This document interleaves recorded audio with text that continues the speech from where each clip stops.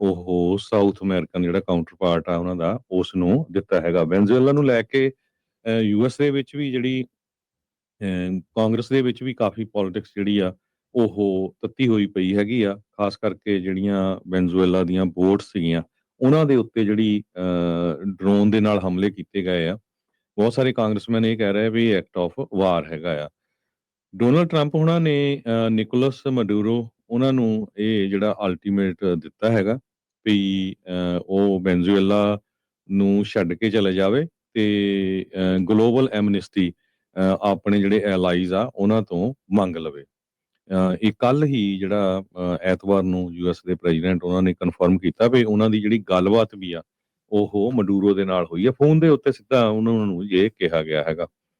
ਸੋ ਉਹਨਾਂ ਨੇ ਕਿਹਾ ਵੀ I won't say it went well or badly, it was a phone call. So ਇਹਦੇ ਵਿੱਚ ਇਹ ਉਹਨਾਂ ਨੇ ਦੱਸਿਆ ਹੈਗਾ। ਪਰ ਯੂਐਸ ਦੇ ਪ੍ਰੈਜ਼ੀਡੈਂਟ ਉਹਨਾਂ ਦਾ ਇਹ ਬਲੰਟ ਮੈਸੇਜ ਆਪਣੇ ਜਿਹੜੇ ਸਾਊਥ ਅਮਰੀਕਾ ਦੇ ਵਿੱਚ ਵੈਨਜ਼ੂਏਲਾ ਦੇ ਪ੍ਰੈਜ਼ੀਡੈਂਟ ਨੂੰ ਭੇਜਣਾ, ਇਹਦਾ ਮਤਲਬ ਇਹ ਆ ਵੀ ਪੂਰਾ ਅਮਰੀਕਾ ਵਾਲੇ ਤਿਆਰੀ ਕਰੀ ਬੈਠੇ ਹੈਗੇ ਆ ਵੀ ਕਿਸ ਤਰ੍ਹਾਂ ਜਿਹੜਾ ਉਸ ਦਾ ਜਿਹੜਾ ਰਜੀਮ ਆ ਉਸ ਨੂੰ ਉਲਟਾਉਣਾ ਹੈਗਾ। ਕਿਉਂਕਿ ਉਹ ਵੀ ਇੱਕ ਤਰ੍ਹਾਂ ਨਾਲ ਆਪਾਂ ਦੇਖਿਆ ਵੋਟਾਂ ਦੇ ਵਿੱਚ ਵੀ ਹੋਰ ਕਾਫੀ ਹੇਰਾਫੇਰੀ ਹੋਈ ਸੀ ਤੇ ਉਹ ਵੀ ਪੂਰੀ ਤਰ੍ਹਾਂ ਆਪਣੀ ਜਿਹੜੀ ਪਕੜ ਆ ਉੱਥੇ ਬਣਾਈ ਬੈਠਾ ਹੈਗਾ ਆ।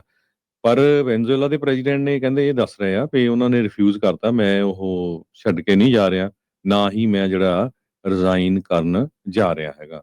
ਤੇ ਉਹ ਕੋਸ਼ਿਸ਼ ਕਰ ਰਿਹਾ ਵੀ ਹੋਰ ਮੁਲਕਾਂ ਦੇ ਨਾਲ ਮਿਲ ਕੇ ਅਮਰੀਕਾ ਬਾਰੇ ਦੱਸਿਆ ਜਾਵੇ ਕਿਸ ਤਰ੍ਹਾਂ ਵੀ ਮੇਰੇ ਉੱਤੇ ਜਿਹੜਾ ਦਬਦਬਾ ਆ ਉਹ ਬਣਾਇਆ ਜਾ ਰਿਹਾ ਹੈਗਾ। ਜੀ ਯਾਦ ਹੋਣਾ ਕੁਝ ਸਾਲ ਪਹਿਲਾਂ ਅਮਰੀਕਾ ਤੇ ਵੈਸਟ ਦੇ ਹੋਰ ਬਹੁਤ ਸਾਰੇ ਮੁਲਕਾਂ ਨੇ ਇੱਕ ਜਿਹੜਾ ਵਿਰੋਧੀ ਧਿਰ ਦਾ ਨੇਤਾ ਸੀਗਾ ਉਸ ਨੂੰ ਪ੍ਰੈਜ਼ੀਡੈਂਟ ਦੇ ਤੌਰ ਦੇ ਉੱਤੇ ਮਾਨਤਾ ਜਿਹੜੀ ਉਹ ਦੇ ਦਿੱਤੀ ਸੀਗੀ।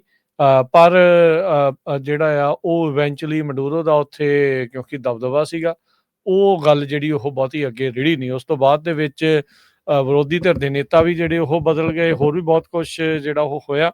ਪਰ ਅਜੇ ਵੀ ਸੱਤਾ ਤਬਦੀਲੀ ਜਿਹੜੀ ਜੋ ਕਰਾਉਣਾ ਚਾਹ ਰਿਹਾ ਹੈ ਅਮਰੀਕਾ, ਉਹ ਉਸ ਦੇ ਵਿੱਚ ਕਾਮਯਾਬ ਨਹੀਂ ਹੈ। ਸੋ ਦਬਾਅ ਲਗਾਤਾਰ ਜਿਹੜਾ ਪਾਇਆ ਜਾ ਰਿਹਾ। ਟ੍ਰੈਂਡੇ ਰੇਗੂਆ ਦਾ ਜਿਹੜਾ ਇੱਕ ਕਹਿ ਸਕਦੇ ਹਾਂ ਵੀ ਗੈਂਗ ਨੇ, ਉਹਨਾਂ ਦੇ ਉੱਤੇ ਵੀ ਸ਼ਿਕੰਜਾ ਜਿਹੜਾ ਆ ਉਹ ਵੱਡੇ ਪੱਧਰ ਦੇ ਉੱਤੇ ਕੱਸਿਆ ਜਾ ਰਿਹਾ। ਉਹ ਹੁਣ ਦੇਖਦੇ ਕੀ ਹੁੰਦਾ। ਮਡੂਰੋ ਥੋੜੇ ਦਿਨ ਪਹਿਲਾਂ ਇੱਕ ਡਾਂਸ ਵਾਲੀ ਵੀਡੀਓ ਜਿਹੜੀ ਉਸਨੇ ਉਹ ਵੀ ਜਿਹੜੀ ਉਹ ਪਾਈ ਸੀ, ਡਾਂਸ ਵੀ ਉਦਾਂ ਹੀ ਕਰਦਾ ਸੀਗਾ ਜਿੱਦਾਂ ਟਰੰਪ ਹੁਣ ਦਾ ਡਾਂਸ ਦਾ ਸਟੈਪ ਫੇਮਸ ਜਿਹੜਾ ਉਹ ਹੋਇਆ ਹੈਗਾ ਆ। ਸੋ ਲੈਟਸ ਸੀ ਕੀ ਜਿਹੜਾ ਬਣਦਾ ਆ ਵੈਨੇਜ਼ੁਏਲਾ ਦੇ ਨਾਲ। ਕੀ ਇਹ ਸ਼ਬਦੀ ਜੰਗ ਦੂਜੀ ਜੰਗ ਦੇ ਵਿੱਚ ਤਬਦੀਲ ਹੋਊਗੀ, ਇਹ ਦੇਖਣ ਵਾਲੀ ਗੱਲ ਆ। ਕੁਛ ਹਫ਼ਤੇ ਪਹਿਲਾਂ ਵੀ ਰਿਪੋਰਟਿੰਗ ਹੋ ਰਹੀ ਸੀਗੀ ਵੀ ਵਾਈਟ ਹਾਊਸ ਦੇ ਵਿੱਚ ਕਈ ਦਿਨ ਜਿਹੜੇ ਜਰਨੈਲ ਆ ਮੇਨ ਨੇ ਚੀਫ ਆਫ ਆਰਮਡ ਫੋਰਸਿਸ ਆ, ਉਹਨਾਂ ਦੀ ਵਾਈਟ ਹਾਊਸ ਦੇ ਜਿਹੜੀ ਐਡਮਿਨਿਸਟ੍ਰੇਸ਼ਨ ਦੇ ਨਾਲ ਲੰਮੀ ਚੌੜੀ ਗੱਲਬਾਤ ਜਿਹੜੀ ਉਹ ਚੱਲਦੀ ਰਹੀ ਆ ਵੀ ਆਪਾਂ ਕੀ ਗਰਾਊਂਡ ਦੇ ਜ਼ਰੀਏ ਅਟੈਕ ਕਰ ਸਕਦੇ ਹਾਂ ਵੈਨੇਜ਼ੁਏਲਾ ਨੂੰ ਜਾਂ ਨਹੀਂ। ਕੀ ਉਹ ਉਸ ਦੇ ਵਿੱਚ ਅੱਗੇ ਵਧਣਗੇ ਜਾਂ ਨਹੀਂ, ਇਹ ਦੇਖਣ ਵਾਲੀ ਗੱਲ ਆ। ਏਅਰ ਸਪੇਸ ਨੂੰ ਬੰਦ ਕਰ ਦਿੱਤਾ, ਜਦ ਕਿ ਅਮਰੀਕਾ ਦਾ ਕੰਟਰੋਲ ਕੋਈ ਨਹੀਂ ਆ ਵੈਨੇਜ਼ੁਏਲਾ ਦੀ ਏਅਰ ਸਪੇਸ ਦੇ ਉੱਤੇ, ਪਰ ਆਦੇਸ਼ ਜਾਰੀ ਕਰ ਦਿੱਤੇ ਸੀ ਰਾਸ਼ਟਰਪਤੀ ਟਰੰਪ ਨੇ ਸਾਰੀਆਂ ਹੀ ਏਅਰਲਾਈਨਸ ਨੂੰ ਸੰਬੋਧਿਤ ਹੁੰਦੇ ਹੋਏ, ਦੁਨੀਆ ਨੂੰ ਸੰਬੋਧਿਤ ਹੁੰਦੇ ਹੋਏ ਵੀ ਵੈਨੇਜ਼ੁਏਲਾ ਦੀ ਏਅਰ ਸਪੇਸ ਜਿਹੜੀ ਉਹ ਬੰਦ ਹੈਗੀ ਆ।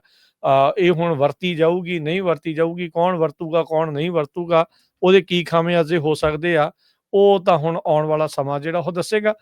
ਪਰ ਇਹ ਆ ਵੀ ਟਰੰਪ ਹੁਣਾਂ ਨੇ ਆਪਣੇ ਵੱਲੋਂ ਕਿਸੇ ਹੋਰ ਮੁਲਕ ਦੀ ਏਅਰ ਸਪੇਸ ਨੂੰ ਬੰਦ ਕਰਨ ਦਾ ਜਿਹੜਾ ਉਹ ਐਲਾਨ ਕਰ ਦਿੱਤਾ ਹੈ, ਜਦ ਉਸ ਏਅਰ ਸਪੇਸ ਦੇ ਉੱਤੇ ਉਹਨਾਂ ਦਾ ਕੰਟਰੋਲ ਨਹੀਂ ਹੈਗਾ। ਸੋ ਜਿਹੜੀ ਫੋਨ ਦੇ ਉੱਤੇ ਗੱਲ ਹੋਈ ਆ ਹਰਜੋਤ ਸਿੰਘ ਜੀ, ਇਹਦੇ ਵਿੱਚ ਹੁਣ ਪਤਾ ਹੀ ਆ ਵੀ ਤਾੜਨਾ ਹੀ ਕੀਤੀ ਹੋਣੀ ਆ ਮਡੂਰੋ ਦੀ।